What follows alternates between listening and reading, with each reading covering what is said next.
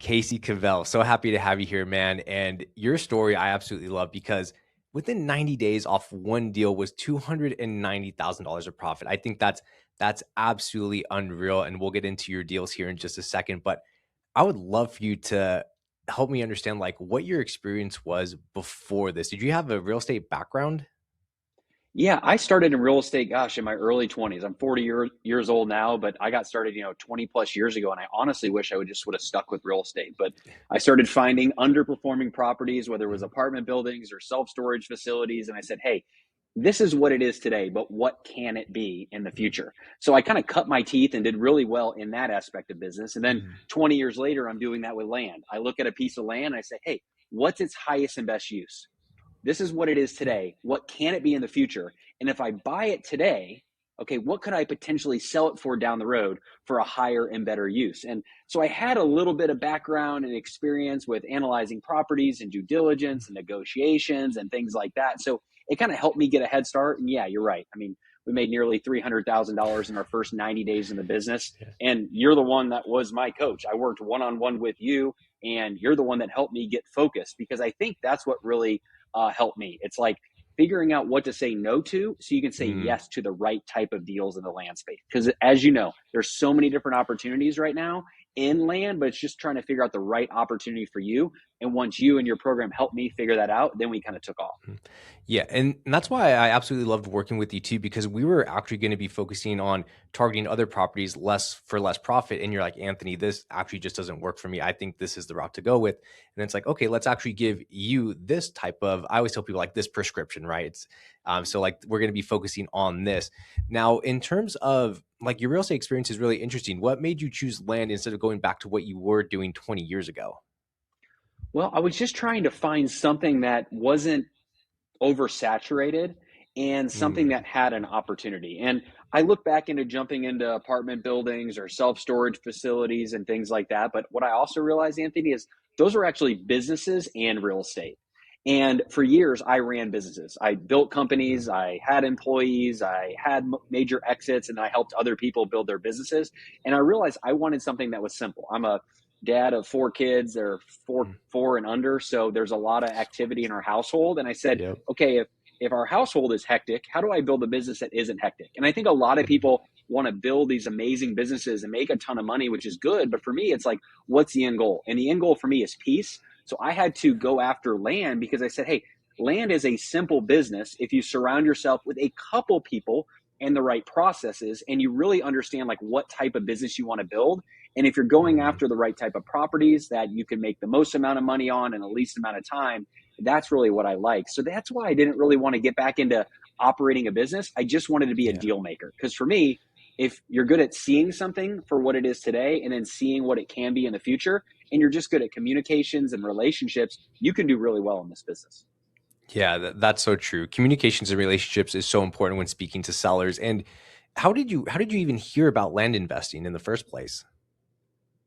I think I just started probably seeing ads on YouTube or Mhm. Facebook or something like that. And I'm trying to even think back what it was. Oh, it was another guru that had some sort of program. And I called him. I said, Mhm. hey, this is what I want to do.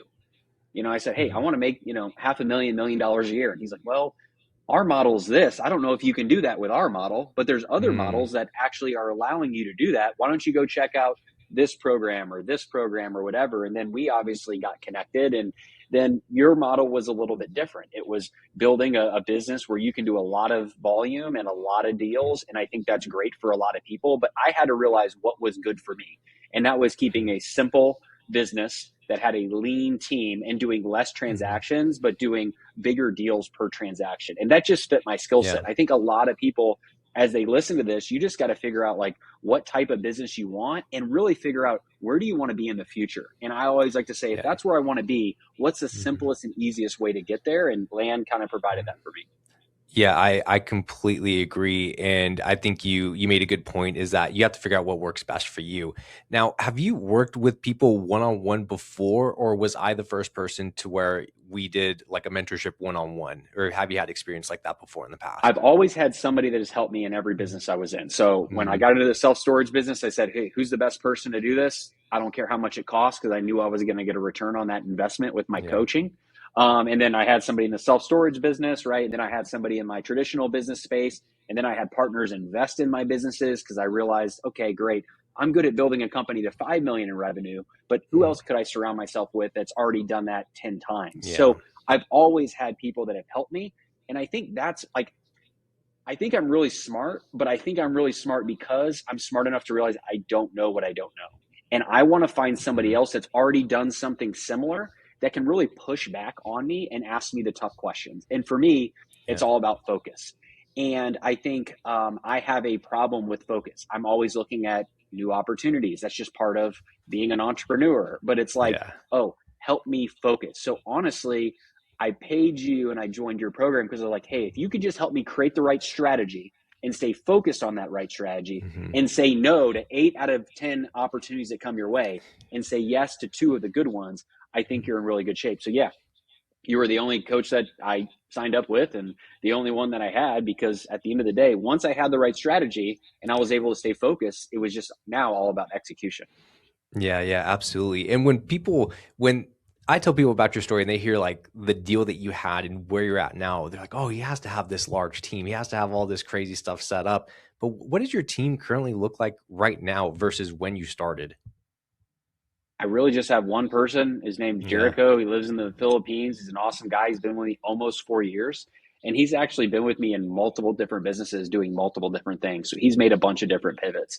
And I think where he's really been able to help me is helping me stay focused. That's what I tell him. Mm, You got to make sure I don't drop the ball on the things that I can't drop the ball on. And I always tell yeah. him, like in any business, right? There's multiple things you're juggling at a time. But it's like, Mhm. okay, not every ball is a crystal ball because if you drop that crystal ball that you're right juggling, that thing's going to Mhm. crack, it's going to shatter. And I said, you got to help me realize what are the most important things in this business, and then how do you help me be successful? And I think that's all you really Mm, need. You need to understand what's the 1 or 2 most important things you do in this business, and then getting somebody else to help you focus on that. And for us in our yeah. business, it's, are we following up with the people that we already know are interested in selling their property? Yeah. And are we getting new people on the phone that could potentially be interested in selling the property? And Mm, if you just do that and have a good marketing plan and a good follow up plan, you're in good shape. So it's just me and him. And every day he's making mm, sure that I'm following up or he's following up on my behalf with people that said they were interested, or maybe they weren't interested, but I want to follow mhm. up every 6 months. And then he's making Yeah. sure that we have a marketing plan to get new people on the phone that fit our criteria that might potentially be interested. So it's me and him, and we use a lot of technology and processes, and we got a CRM and marketing calendars and stuff Yeah. like that. But it's just us. Yeah, I think that's absolutely awesome because people think of these large infrastructures that you have to have. Like I've heard people say, I have 20 cold callers, like it's absolutely needed. I'm like, I don't think that's the case. You don't need that depending on, what you're trying to do. And in terms of, when you first started, what would you feel like the biggest learning curve was for you? Was it just the focus or was there anything else that was missing?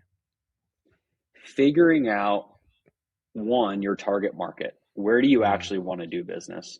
And then two, what type of property should you actually go after in those target markets? mm, That was my biggest challenge. Is okay, first I pulled a list of 3,000 properties in a county.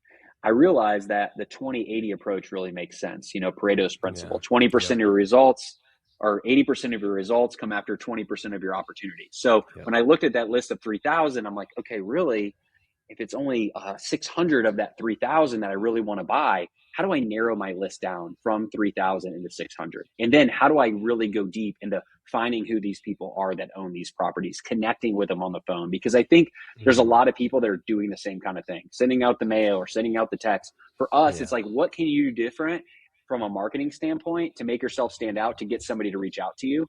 So, yeah, I mean, what Mhm. was the hardest thing? It was really figuring out what counties I want to be in and then understanding those counties really well. So when an opportunity came my way, I knew exactly what it's worth today. Yeah. I know exactly what it's going to be worth in the future. And I know exactly how much it's going to cost me to develop it into that land. And I think Mm. now when people send me deals to partner on, they're like, hey, I want you to take a look at this and tell me what you think. I'm like, no, I'm not going to do that. You tell me what you think. I think there's so many people out there that as So you listen many. to this, you're an amateur. You don't even know what you're looking Yeah. for. So Right. if you got a great deal in front of you, you got to know it's a great deal and you got to Mm, study ahead of time to know it's a great deal. So my biggest challenge yeah. was I have to understand the markets that I'm going after. the properties I'm going after, to know exactly what these properties could be worth. And for Mhm. me, it was becoming a student of a few markets, because my model is all about going after bigger deals. And Yeah. that ultimately means probably less deals, but it means a little bit more due diligence up front, because it's not simply Mhm. buying a property at 60 cents or 70 cents on the dollar Yeah. and selling it at market. It's buying a property, subdividing it, going through the process. So that was my biggest challenge. Where Mhm. should I actually be, Yeah. and what should I actually be doing Mhm. there to make money? Yeah, and you made a good point too about people just sending deals, and it made me think where most beginners mess up. What would you say would be the main reason like new land investors don't get this business model dialed in? Is it just lack of awareness, selecting the wrong markets, and not partnering with funders correctly? Like, what's your take on that? I mean, I think it does go back to focus, is just Mm, mastering something and doing something really well before you scale up. So, instead of mailing out to 20,000 properties, maybe do 5,000 and test it out mm, for 30 days and then yeah, tweak it, right? Because I think there's a lot of people that are like, hey, I just blew all this money doing this, or I blew all this money yeah, doing this. I think you're really in the marketing business. And I think you really have to understand what business you're in. You're not in the land investing business. You're not in real estate business. You're not in anything besides marketing. And marketing, so all it true. is understanding who your customer is, and then figuring out how do you get them to raise their hand and say, I'm Mm, interested in what it is you're trying to sell me. yeah, That's it. So I think people forget that they're in a marketing business. And if they realize I'm a marketer, okay, well, marketing four different methods right now where there's really four other ones. Okay, am I marketing just like everybody else? And that's like, hmm, just doing the exact same thing as everybody else, and you're not going to stand out. So I think that is where people mess up. They're going after the same properties everybody's going after in the same way, and there's nothing yep, unique about their pitch. And what we do is, we go about relationships first, and all of our marketing is about creating relationships with property owners and not going after an opportunity until we have that relationship. So I think that's it. mm, Figuring out what business you're in. I'm in the marketing business.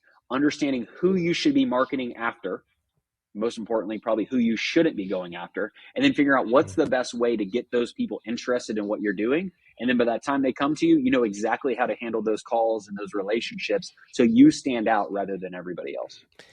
I absolutely love that, and I tell people that all the time. Is that where I think a lot of new land investors screw up is that they put themselves first in terms of like how can I make this deal happen rather than understanding a seller's story and actually trying to build trust and credibility with them. So I completely agree, and I think that makes total sense. Now I just wanted to go into your first deal quickly because this one's really interesting because this one actually almost didn't happen. It fell through a title company, if my memory serves me right, and Mm-hmm. then we're working together trying to figure out what to do with it. But can you just elaborate a little bit more of what happened with that and how you were able to get it to the finish line? Yeah, I mean, I think every deal, right, isn't just going to be smooth, right? Mm, But you really just got to make sure, if you are working on different deals, you have experts in counties, you have a great title company, right? You have a great soil mm, scientist, you have a great surveyor, and they're not all created equal, right? And I've worked yeah. in different counties and I've done multiple deals in the same county, and I'm on my third surveyor in one of those counties. But I finally got an A plus surveyor, right? I've probably worked with six or seven different title companies. Now I just work with two, one in the state of Mm, Georgia where I'm from, and another in another state. So I think it's just making sure when you're doing deals, and going back to this deal, and I don't know if we have time to get through all of the different details, but there was several hookups. There was hookups yeah. and hangups with zoning and planning and right of way and easement access, and we had to re survey it, and there was just a lot of different challenges with that property. But I knew that I didn't know it all, and I had to find experts that were good at that individual thing in that county that can help me get this over the finish line. And that's Mm, what I did. I just thought outside the box. And then, after we got that deal done, and yeah, that was a $300,000 net profit deal. We were still working through another property that was in South Carolina that you helped me on, which was a 70-acre property. And it was another one of those where I got multiple opinions by multiple brokers. I had multiple surveyors and site planners kind of come out and take a look at it. And believe it or not, pretty much all of them had a different opinion of what we should do and what the approach was. yeah. And that's crazy to me. I mean, how do you talk to 3 different site planners, and they all say, well, you should actually divide it up this way and put the houses here versus there. So, and then we had different agents that said, well, you should get this amount for this lot and this amount for that lot. Hmm. So I think at the end of the day, my level of success and anybody's level of success is surrounding themselves with experts that are really good at what they do in those areas. And if Yeah. I know that area and I know the people that know that area and I got experts in all the different things I'm going to need to get a deal done, I think you're going to be in really good shape. And that's how I was able to get that deal done. And, we were almost $1 million profit on that deal in South Carolina that I mentioned. And we Wow. split that property up 13 different ways. And the first agent, they saw 6 lots. The second agent saw 9. The third agent saw 13. And I'm Yep. like, well, how do we do 13? What does that look like? And then we worked with one surveyor and they couldn't get me access and the other one could, right? So I'm all about just making sure that I know local markets, I develop relationships in those areas and just kind of go really hard in those areas. And I'm a firm believer that, like, unless you live out in the middle of Alaska on some tundra, if you draw a 2-hour drive around wherever you're at, there's a Hmm. multi-million-dollar land business there. It doesn't really matter where Mm. you're at. You just got Yeah. to say, hey, do I want to work in my own area where I live? Or is there another area that you used to be from or really well that you want to work? So that's it for me. It's just being hyper local and being an Mhm. expert in individual niche markets. Yeah, I think that's so true too. And the people that I work with that do work in areas that they are from or they know quite well, and being able to go in person is so huge. But you could still do this remote, which is the amazing thing about this business Yeah. model, in my opinion. Now, Casey, I absolutely really do appreciate your time and all of your insights here. I think there's been some really good nuggets. Now, in terms of where people can find you, where are they able to find you? Is it subdivideguys.com? Is that right? That's it. Thesubdivideguys.com, thesubdivideguys.com. And there's a bunch of free resources on there as well. I got some of my case studies that are kind of promoted on there because really I'm here to Yeah. share what I've done with others. I'm Yeah. kind of the mindset that there's an abundance in this world. There's more deals and more opportunities than there are people to take advantage of those. And I also believe we're here to help each other and we're here to add Mm. value with one another. And Yeah. of the deals that we did last year, I think I had 5 different deals that I partnered with other people on. They brought the deal and I brought the cash and the expertise and things like that. And I've partnered with people on deals. And that's what I did on my first self-storage deal. I partnered with somebody else. They took a cut. I took a cut, but I learned. Yeah. And then after that, I started doing some deals on my own. But that person actually invested in some of my future deals because I always believed that it was good to have another set of eyes on every deal I'm in for the rest of my life. That's a Yeah. couple things. Number one, unbiased. They don't care about this as much as I do, and they're unemotional. Yeah. And I Yeah. think in business and in life, you need people in your life that are unbiased. They don't have a dog in the fight, and they're Mm. unemotional. And that doesn't mean just in real estate. It means in life, right? Mm. We're both married. We're both dads. We need somebody Yeah. speaking into our life about our marriages, how to be a Mm. father, and then also Yeah. in our businesses. But I think a lot of times everybody's so focused on getting deals done and making it happen and crossing off their to-do list that they Yeah. don't really step back and say, hey, is there a better way? Because we're action takers, we're doers, but by helping other people do that for themselves, it gives me great joy. And then I have other people in my life that do the exact same thing for me. And for me, it's really about focus. It's somebody coming into my life, Mm. making sure I'm focusing on the right things in each and every single area and aspect of my business and my life. There's so many gold nuggets in that. Is having someone that pretty much keeps you in check is what I got from that.